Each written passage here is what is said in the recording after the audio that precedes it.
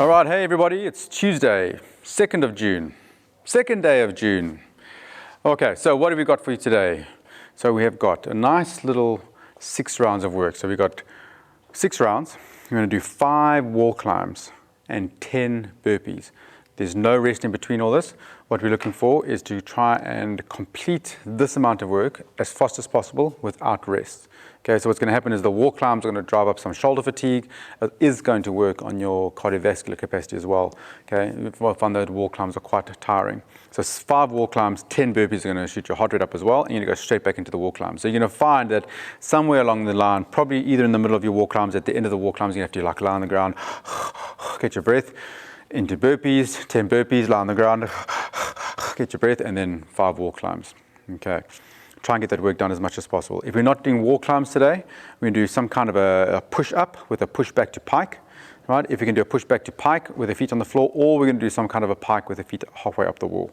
Okay. And then our burpees, if you can do burpees, we're going to do burpees. If you can't do burpees, you can do a kickback without the push up to the floor. If you can't do kickbacks, we're going to do a step back, depending on that hinging movement in your hips and your lower back and your knees. Right guys, so what we also have for you today is we do have a project inverted. So for the month of June, right, we got a project inverted. First session is going to be today. And what we're looking for this project inverted is to get upside down. We're looking for strong lockouts. Okay, we're looking for strength through the shoulder girdle and getting people used to being in that upside down position. So I'll take you through a little bit more of that, but just so you know that's going to be happening. Okay, all right, so let's look at the movements that we're going to be using for the workout. So first one is wall climbs. Let's have the wall climbs on this side. So I'm going to be working on the side. So your first wall climb progression, what we'll start with, we're just going to do a push up to push back. Okay, so you don't necessarily, if you're not going to take your feet up the wall, if you're not going to go upside down, you don't have to do this against the wall.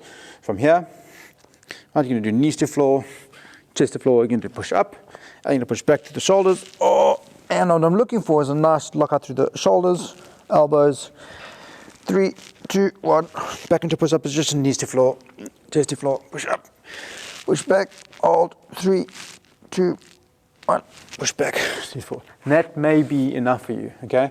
And you're going to be doing 6 of those. Oh, sorry, 5 of those. If you're not doing wall climbs, pushbacks, then the next progression is to do some kind of a pike. So from here, you're going to push up, you're going to push back, and you're keeping your hands in the same position, pushing back to the shoulders. You're going to take your feet halfway up, stomach tight. 3, 2, 1, walk back down, and press chest to floor.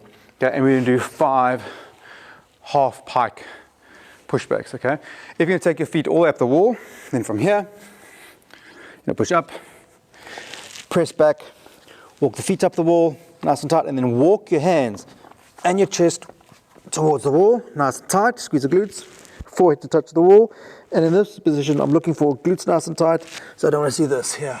Okay, nice straight body, squeeze, press up, and then you're going to walk your hands, walk your feet, back down to the wall, chest to floor, 1, push back up, and walk your feet and your hands to the wall. That's a full rep.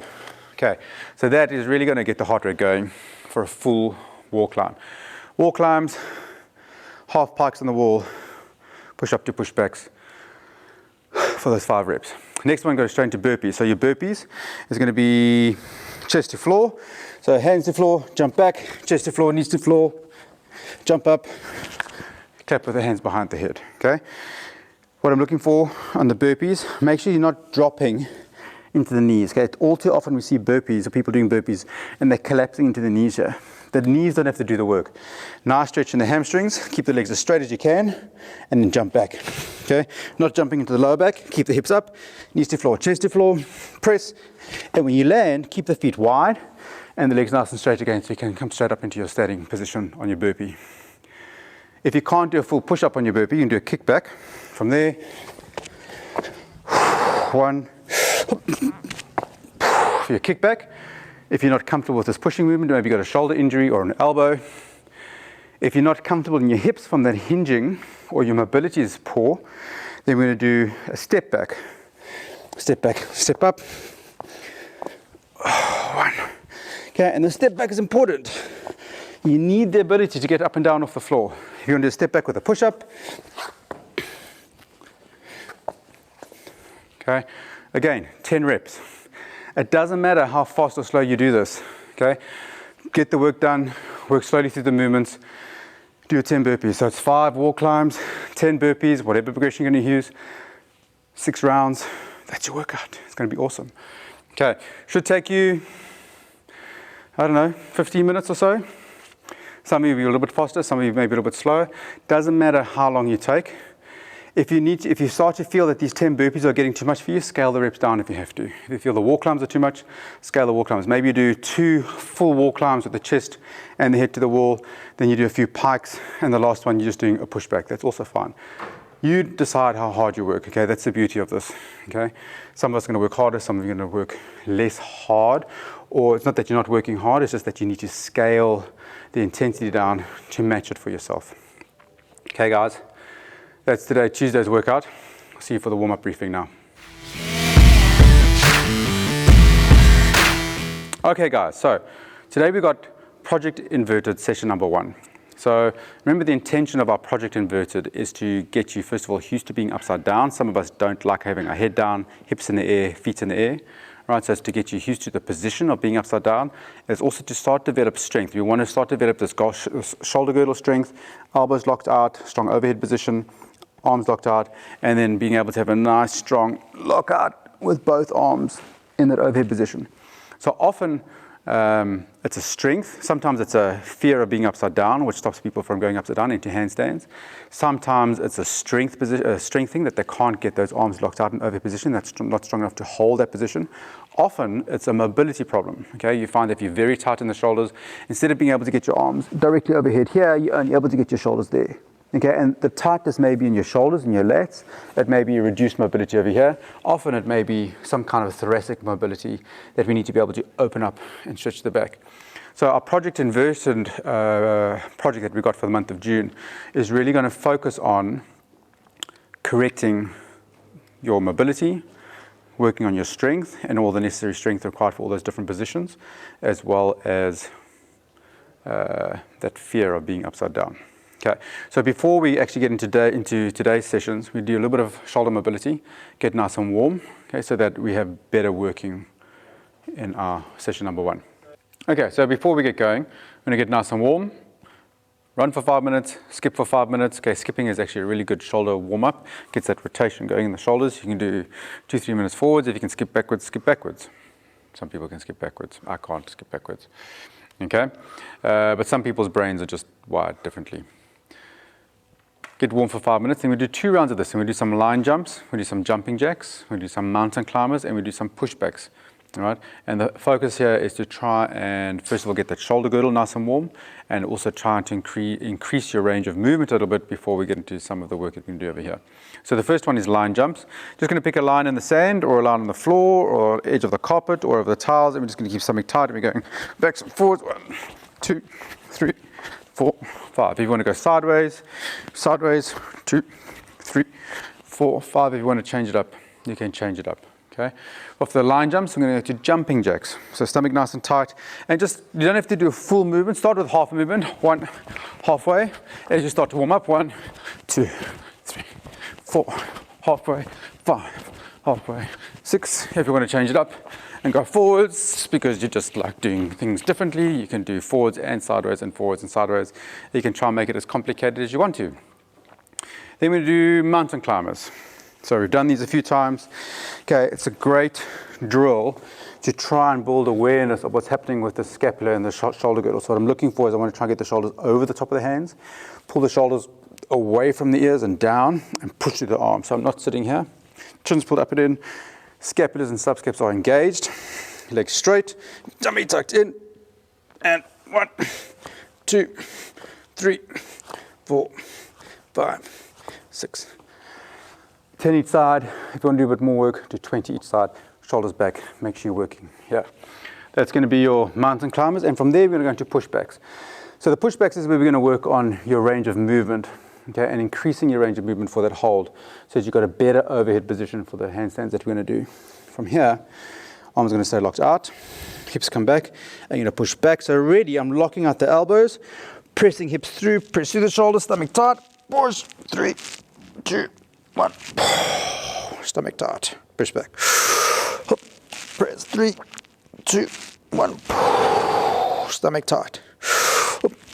And in this overhead position, I'm focusing on locking my elbow out. I'm also focusing on trying to push from this shoulder position here and try and reach those arms as much as I can. I'm also trying to get some extension to this upper back. Press, 3, 2, 1, stomach tight. 3, 2, 1. Okay, work slowly with this. Okay, you may find that if you try and push back too far, too quickly, you're going to be uncomfortable in the shoulder. So just work that range of movement as far as you can. You may find that you only get to something like this. Okay, and that's enough. That's fine. Then from there, try and tuck the head in and come back forward. And push back as much as you can. Stretch the shoulders and come back. So I know that I almost always demonstrate the videos to the full capacity of what we're looking for, but everybody has different body types, so everybody's going to be limited by different range of movements, different strength areas. Okay, the idea is to try and make it look like mine as much as possible. Okay, not that mine's perfect. All right, so that's going to be the pushbacks, 20 pushbacks. Take your time with them. Second round, line jumps, backs and forwards over the line, jumping jacks, sideways, forwards, make it fun. 20 mountain climbers engaging that shoulder girdle nice and tight, keeping the stomach tight. 20 pushbacks, pushing back to the shoulders, improving that overhead range of movement. Next one, session number 1. Okay, so we are doing a sort of opposite Tabata.